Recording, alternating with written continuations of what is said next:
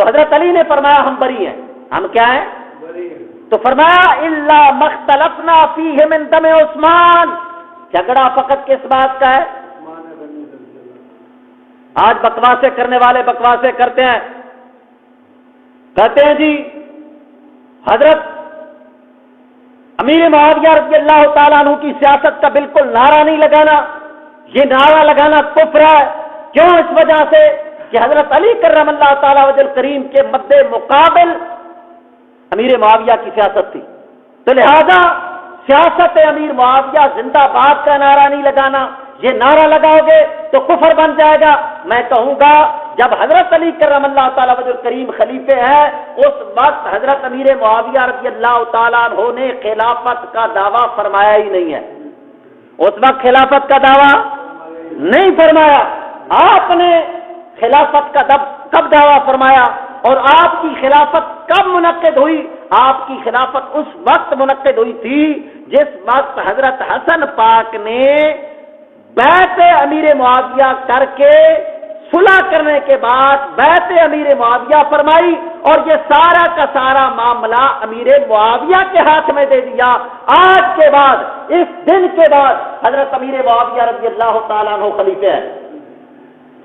آپ کی سیاست کب شروع ہوتی ہے؟ صلح امام حسن کے بعد شروع ہوتی ہے.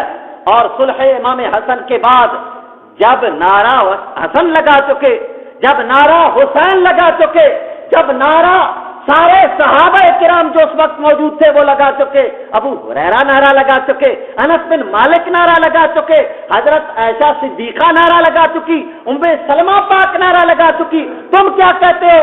سیاست امیر معاویہ کا جو نعرہ ہے یہ کفر ہے. میں کہوں گا کیا وہ کفر کما رہے تھے؟ سیاست امیر معاویہ کا نعرہ، سیاست امیر معاویہ زندہ باد، یہ نعرہ ہمارے ایمان کا حصہ ہے، ہمارے عقیدے کا حصہ ہے. ہم سیاست امیر معاویہ انشاءاللہ العزیز، یہ موضوع پورا میں تیار کر چکا ہوں. کسی وقت میں یہ قسط پیش کروں گا کہ سیاست امیر معاویہ زندہ باد یہ ہمارا عقیدہ اہل سنت ہے اور یہ ہمارا ایمان کا ایک بنیادی مسئلہ ہے. ہم حضرت امیر معاویہ رضی اللہ تعالی عنہ کی سیاست کو برحق مانتے ہیں.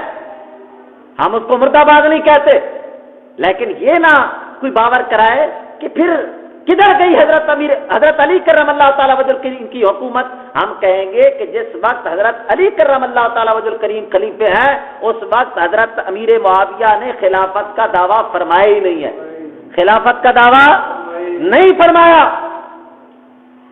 معتبر کتابوں کے اندر صحیح سند کے ساتھ ملتا ہے.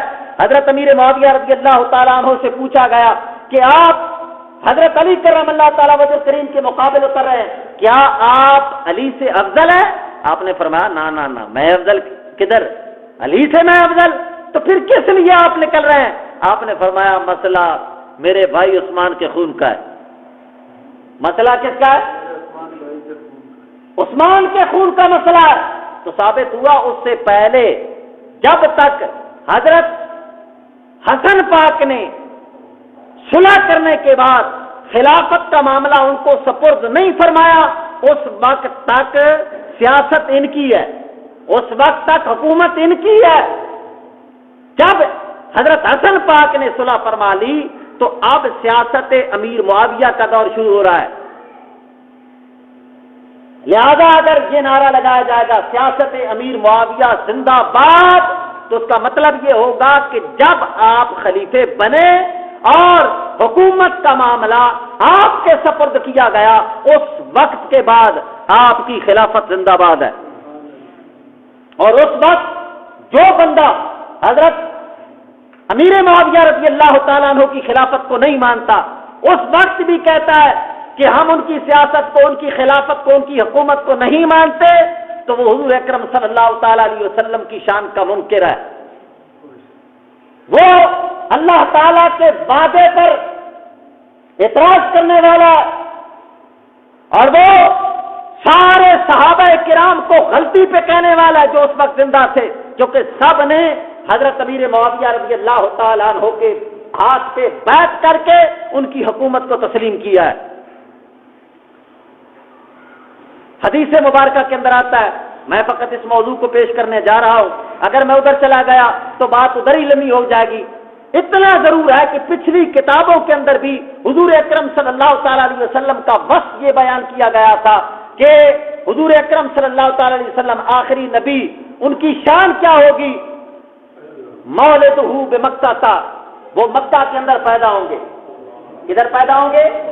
مکہ کے اندر پیدا ہوں گے، اور ان کی ہجرت، ان کا دارالہجرت مدینہ ہوگا۔ وملکہ بالشام، اور فرمایا ان کی حکومت شام میں ہوگی۔ ان کی حکومت کدھر ہوگی؟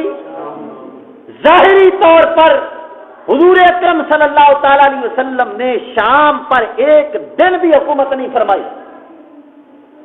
ظاہری طور پر حضور اکرم صلی اللہ تعالی علیہ وسلم، ویسے تو حکومت پوری کائنات پر ہمارے حضور اکرم صلی اللہ تعالی علیہ وسلم کی ہے، ہمارے دلوں پر حکومت حضور کی ہے، عرش و فرش پہ حکومت حضور اکرم صلی اللہ تعالی علیہ وسلم کی ہے، لیکن وہ ملکہ بالشام جو فرمایا گیا، اس کا کیا مطلب ہے؟